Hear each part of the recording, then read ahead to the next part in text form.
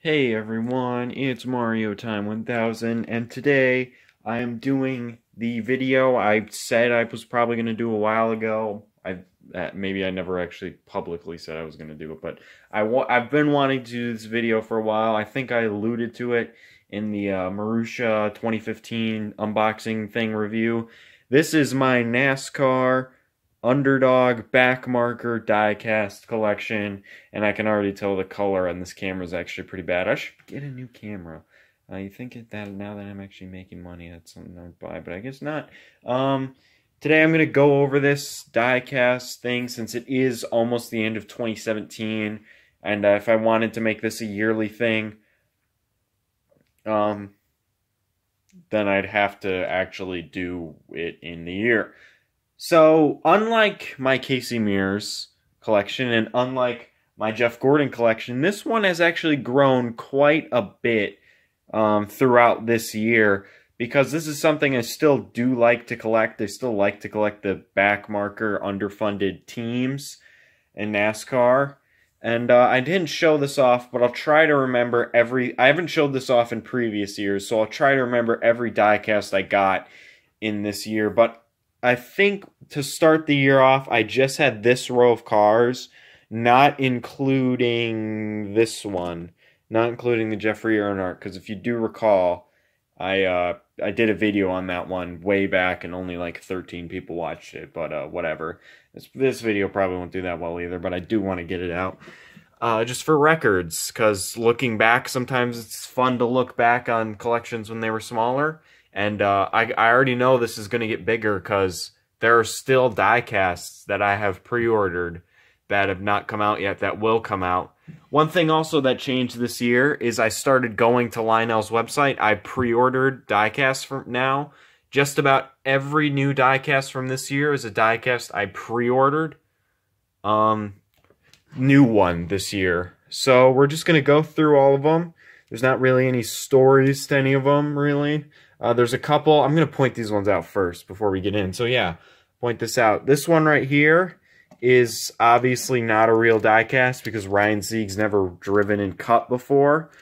This is a little crappy little custom thing I made with whiteout and Sharpie that I just wanted to make just to see how it would turn out. It looks bad, but from afar it doesn't look too bad. The other one is this one. Same idea, Sharpie. Whiteout. This one I think looks better, but it's missing the contingencies and the Sprint Cup logo. This is a Cole Witt, and it even has the little name on it for when he was with Premium Motorsports last season. So yeah, that's pretty stupid. But anyway, now to the real diecasts. And yeah, so let's do this. So first here, we have Dave Blaney, his 7 car from 2013. This is the only 2013 I have. This is the only car I have that has a white interior besides that Cole Witt. And this, but I'll get to that. We got Regan Smith, his throwback from last season. I think that I did a video on that. David Reagan's throwback. I missed a lot of the 164s from last season because I just didn't get them on Amazon. For whatever reason, last season I lost interest in doing this collection, which is a little disappointing. But you know, whatever. We got Terry Labonte. We got Terry Labonte's final ride car, even though it was like NASCAR got mad at him because his car wasn't symmetrical. So I think in the end it was only this scheme on both sides. But whatever. That I've had for quite a while, but I only added it to the shelf this year. Jeffrey Earnhardt's regular 32 Can-Am. I think that was in a video. We've got the throwback, the KFC David Reagan. A lot of David Reagans in this collection. He's not my favorite driver by any means, but he's just changed rides so many times in the last few years. Cole Witt's Speed Stick. I like this car quite a bit when he drove for Front Row. David Gilliland's. David Gilliland's Regular Loves from 2014, maybe? Maybe it's 15. It might be 15. There's no date on it. Well, I'm just going to guess that it's 2014 because it's a WLS car. 2014, there were a lot of those. Got that dumb Ryan Sieg. Justin Allgaier, Plan B sales car. Once again, this is another car I've had for a little while, but I only just put it on the shelf now. We got Justin Allgaier's 2015 Brandit. I'm pretty sure that's how you pronounce it. Actually, I don't think it is. I think there was some dumb way you actually pronounce it. This car, I really like this car because of the neon shiz, but it doesn't really show up on camera. Matt DiBenedetto's Dustless Blasting car. Really like this car. This is the first ever car that was released on this Toyota mold. Really glad that one came out. This is a really nice car. And we got Matt DiBenedetto's throwback from last season. I did not get the Cosmo Motors 164th, which I'm very disappointed in, but I do have the 124th. You can probably see it back there. Michael McDowell, his 2015 Thrivent Financial. Nice. I really do like this car, but I like the 2016 one even more. Still same sponsor, but a Chevrolet, and I like the black and the red more than the white and the red. And finally, probably the best car, the Dogecoin 98 Josh Wise. Car famous, made it into the All-Star race because the fan vote. I gotta say, a lot of people don't like that he made it in because of the fan vote. I think that's awesome. That the internet was able to band together and get a underfunded, pretty much a start and park team. I think in 2014 they stopped parking and were actually able to run the full schedule besides one race. So that's pretty cool that the internet was able to do that. That would not happen. Right here, oldest car here is a Robbie Gordon. That is not a Lionel car, but I did get this at New Hampshire. It's missing the screws though, so if I pick it up, it's going to completely fall apart. But that's just a very interesting car. I like that one. I like it. It's very different. It doesn't even have like a Toyota logo on it. I think it was a Toyota in 2011. So yeah, that's pretty cool. Cool. Right here, not really all of these are underfunds because this is an RCR car and Michael Waltrip Racing. Even though 2015 was their last season, it wasn't an underfunded team. But I've decided since the Michael McDowell was one of those that I should. Is Levine Family Racing even underfunded anymore?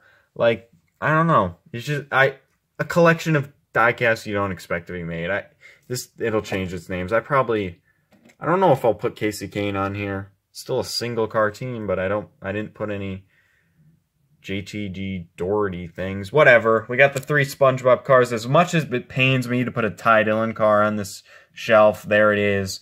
Another David Reagan. That's the 3rd different team that I've got a David Reagan for.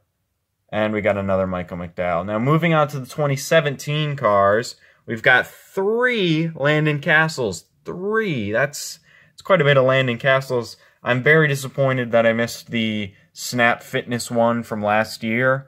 I really wanted that, but never got it. So we've got the Loves, the what's it, CSX, I believe it is. We've got the Starkly Cares or something. I don't know what that is. I've never taken these cars out of the box. I might eventually do like a little video where I look at them. And then we've got the 4th different team for David Reagan. It's back to front row, but it's the 38 car and the Good Sam car. David Reagan had a pretty solid season this time around. We got another David Reagan. This is the only NASCAR Authentics one I've got. The Shriners Hospital for Children car. From what I think there's another one. There's the 38 that David Reagan actually almost won in at Daytona. The 38 is coming out. It's not out yet. It's not going to be out till next year. We've got a couple promos here. I like these. Since I follow like diecast fans or something on Twitter, I can get these. We've got the Joey Gase Best Home Furnishings car, which is really nice. He raced this at Daytona and probably in other places, as I said before. It says it's a Gold Series car, but it was a promo on his website. So I don't think this is not a standard release. And I think it's signed by Joey Gase. I don't know. Some random guy could have signed it, but it says Joey G23. So I'm going to guess that's signed, which is pretty cool. And we've got Blake Cooks, the only Xfinity car I have. And it is, he's not a backmarker. He's made the chase both seasons 11, but it's a single car team. And you don't get non-Cup Xfinity teams ever. You always get the RCRs, the Junior Motorsports, which is Hendrick, and the Joe Gibbs cars. You never get these small teams or teams that only run in the Xfinity series. You never get those. And when Jeremy Clements' win comes out, because it's been long enough now that I don't think it's going to be canceled, that will be right here too, because that is incredible. We've got 3 BK Racing. They've got quite a bit of diecast this season. I don't know if they get any of the proceeds from the diecast, but if they do, that's something. We've got the Sunfrog Gray Galding, which is a standard EL car. Don't know when he raced this. I think maybe Phoenix, but he wrecked. Or did he race the Sweet Frog in Phoenix? Because we've got that too. I'm just going to have to drop those. This car's actually on the PTC mold. This one has been out of the box, and it's quite interesting because the spoiler is huge on it, and the front end is the old Toyota mold, but the new Toyota look. And finally, for Gray Galding, we've got the Dr. Pepper car, which is a very nice car. It looks really nice. I think this is the best Dr. Pepper car that they have, and this is the first regular BK Racing Dr. Pepper car I have. They've made an Alex Bowman in 2014, which I really wanted to get, but missed it. And they made David Reagan's last year, which I also missed, but almost got. But I got David Reagan's throwback still, so it's not the first Dr. Pepper car I have, but it's the first regular scheme. I'm going to have to cut right here because my camera's running out, but I'll be back in a sec. Alright, we only got a few diecasts left because we've got the wave of Corey LaJoys now. In reverse, we've got the Bubba Burger. Yeah, that's what it is. 83. There's also a 23. I think it's driven by Gray Galding. Although, that's a lot of cars. Didn't Gray Galding drive the 23 for only 10 races? It's a lot of different sponsors. That car's released. I have it. It's just, I haven't actually taken it out of the thing yet. So, we've got the Corey LaJoy, the JAS trucking thing. I'm not sure what that stands for. A lot of different drivers drove this. Ryan Sieg was one of them. I think they should have made this a Ryan Sieg car. And it still definitely would have gotten made, because who is a Corey LaJoy? No offense to Corey LaJoy. But I mean, if Corey LaJoy got it, Ryan Sieg would have got it. I'm just saying. But I could say who's a Corey LaJoy fan, but I got 3 Corey LaJoy diecasts, so yeah. And finally, we've got the Dustless Blasting car. This is pretty much the same as the other one. I have taken a look at this car out of the packaging. It is very similar. The 83 is really small, and the front, the green is actually not the same. I just noticed that. It's actually like one solid bar and not 2 parallel bars. And the 83, yeah, it's small. Don't know why. Now that's in inverted order. I think I have them in order of release right now. And I pre-ordered, I think I only pre-ordered these 2. I bought this one on Lionel's website, though. So yeah, and finally, I'm actually just going to have to take these down again, because we've got the first, whoa, whoa, whoa! Oh, it went all up in flames. Oh well, floor's carpeted, so not too much damage, I hope. We've got a 1/24th scale Matt DiBenedetto, the Cosmo Motors car. This is very nice. I want to take this out, but I'm not sure about it yet. There's really no room for it if I do take it out. 1 of 613. That's just a little bit more than the 2016 Casey Mears is. That's how you say it? Yeah. 1 of 505 and 1 of 505 for both. So this has just a little bit more of a release amount, but not that much. It's still no standard Cup driver, like one of the top Hendrick guys or whatever. But still, I'm glad I have that, because I didn't get the 1/64th. So I still got something out of it. So that's good. And that is the Underdog Backmarker drivers that are single car teams. I don't know, collection. For 2017, there are still quite a few diecasts yet to come. There's Matt DiBenedetto's throwback from this season. There is the Shriners Hospital David Reagan. There's that 23 I mentioned, that Bubba Burger one. There's the Alan Day 23 card. There's both of the Cody Wares. Wars, who cares? And there's probably still more that I just can't think of right now that have not been released or have been released and that just aren't here right now. So that's pretty cool, I think. Quite a bit of some of the teams you don't really expect to get diecast for, although you should expect it now because it's becoming more of an occurrence. Back in 2012, you maybe got a few, like the Casey Mears. There was a 2012 Casey Mears, but that was a promo, I think. There was a David Reagan in 2012, but it was really the Gen 6 era, in my opinion, that we started getting a lot of these cars. But even then, do you count Red Bull, like Scott Speed and stuff like that? I don't know. I guess it depends what you count, but we're getting a lot of them, and that's cool. Obviously, we didn't get any Premium Motorsports, but they never had a sponsor, so we probably won't get teams like that. Starcom. What if we got a Starcom next year? That'd be pretty cool. Surprised we didn't get at least one TriStar, but oh well. Anyway, that's it for this video. Thanks for watching.